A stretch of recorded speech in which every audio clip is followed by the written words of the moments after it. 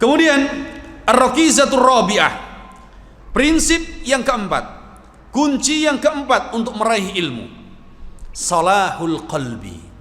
Salahul qalbi, hati yang bersih, hati yang baik. Ini penting bagi penuntut ilmu. Penuntut ilmu kalau hatinya buruk, hatinya sakit, hatinya banyak virus-virus, susah untuk bisa mendapatkan ilmu. Ya, karena ilmu ini datangnya dari Allah. Dan ilmu ini baik. Dan ilmu ini akan menempati hati yang baik. Maka hati harus dibersihkan. Salahul qalbi, memperbaiki hati, membersihkan hati. Kewajiban penuntut ilmu, selain dia membersihkan pakaiannya, dia membersihkan badannya, maka yang lebih penting adalah membersihkan hatinya untuk bisa menerima ilmu. Qala fal qalbu wi'aul ilmi, hati adalah wadah bagi ilmu.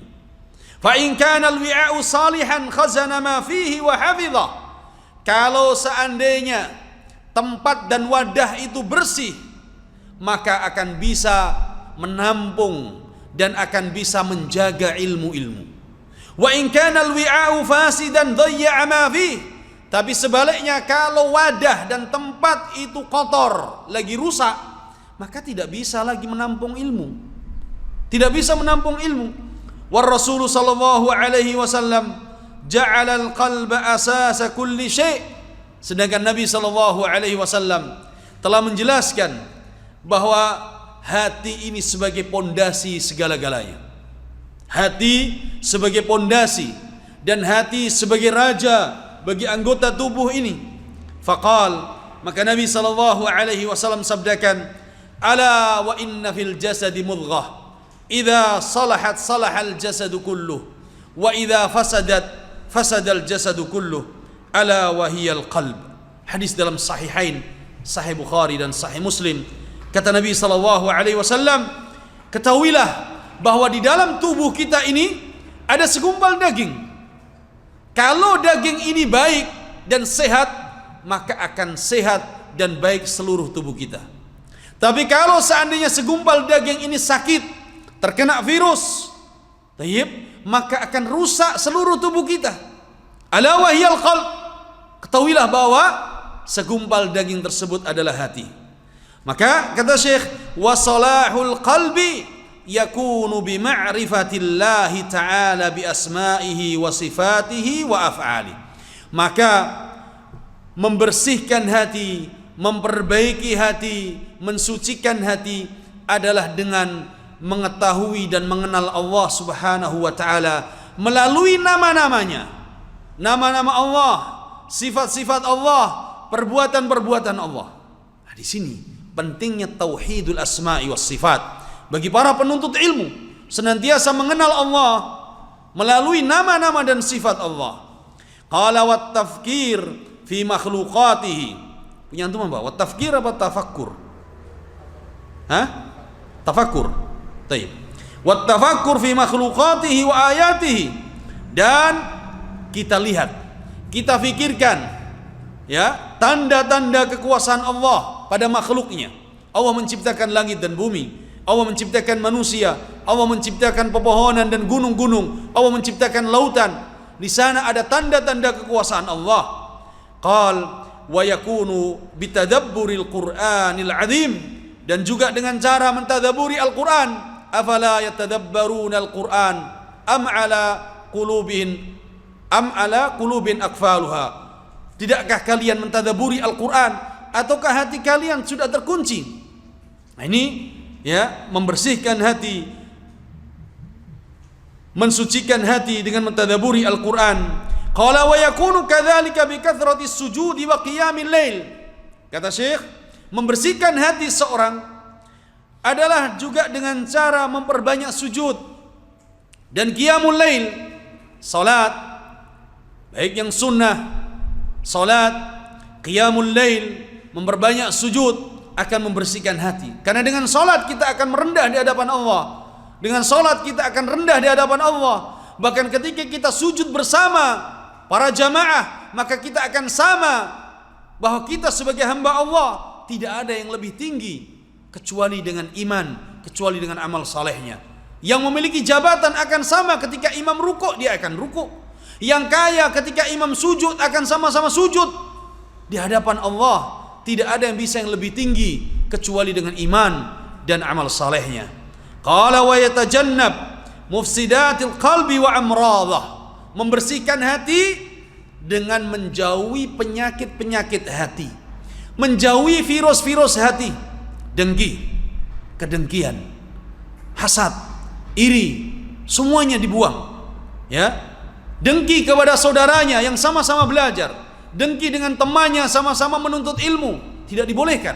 Tetapi yang dibolehkan adalah ada ghibtah, ada keinginan yang sama sebagaimana temannya. Ketika temannya sudah hafal satu hadis, dia ada rasa cemburu, tapi cemburu untuk mendapatkan ilmu yang sama, bukan cemburu yang buruk, bukan kedengkian yang buruk, tapi ghibtah.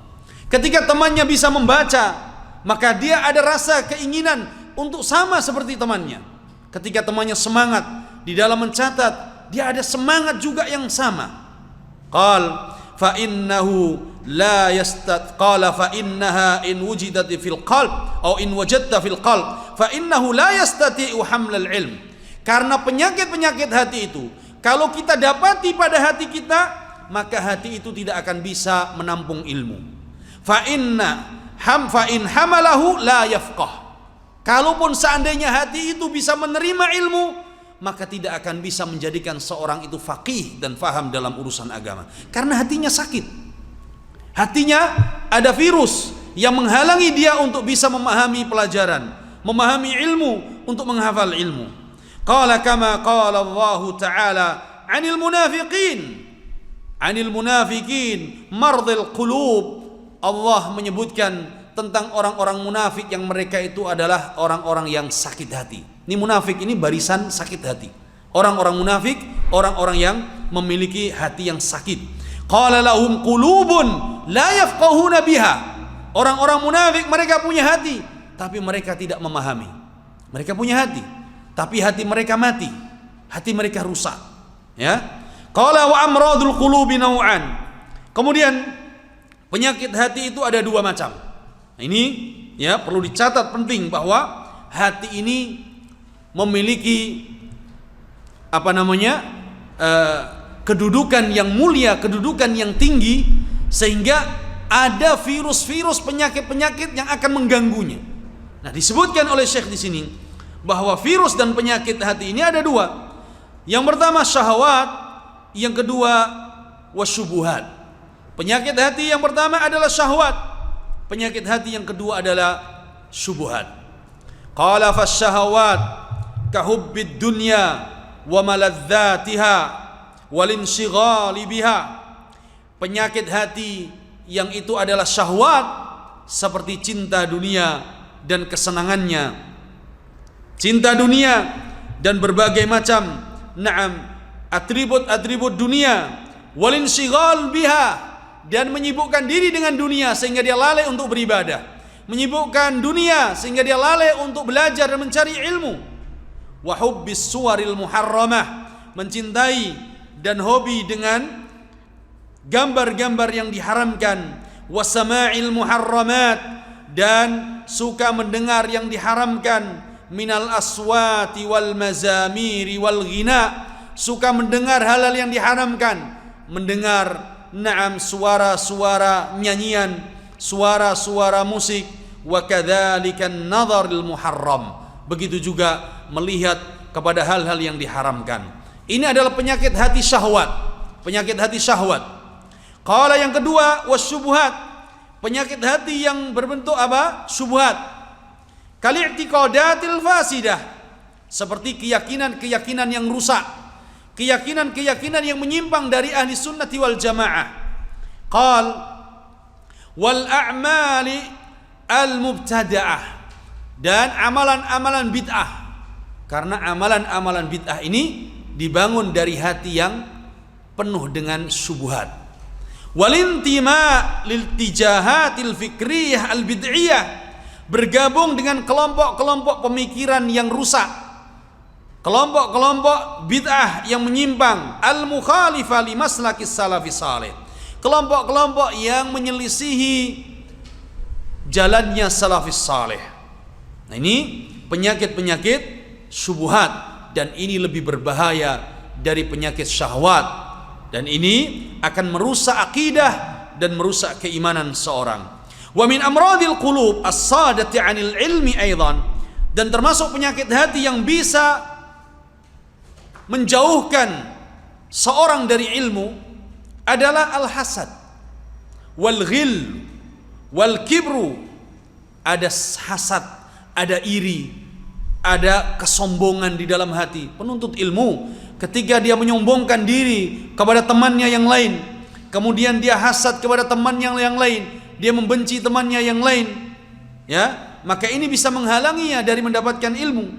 Wa min mufsidatil qalbi, dan termasuk yang bisa merusak hati seorang, ai fudulun naumi, banyak tidurnya, wa fudulul kalam, banyak ngomongnya, banyak tidur, banyak ngomong, wa fudulit ta'am, banyak makan.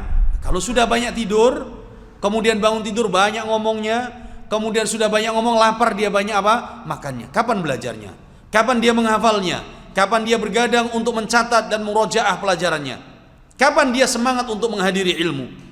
Ya, kenapa? Ketika dia datang ke majelis ilmu, yang dia pikirkan adalah makan.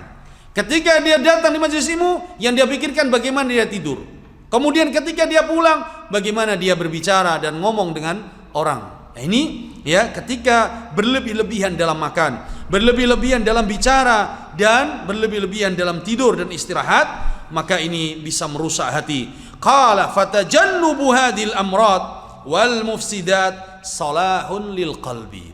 Maka menjauhi perkara-perkara ini semuanya dari penyakit-penyakit dan virus-virus tersebut akan bisa membersihkan hati dan memperbaiki hati kita. Maka hati kita ini adalah tempatnya ilmu, maka tempatnya harus dibersihkan terlebih dahulu. Kemudian tempatnya ini harus dijaga, jangan sampai terkena virus, sehingga ilmu itu menetap di dalam hati kita, sehingga kita bisa memahami ilmu yang ada di dalam hati kita. Ini prinsip yang keempat disebutkan oleh Syekh Hafizahullah Ta'ala.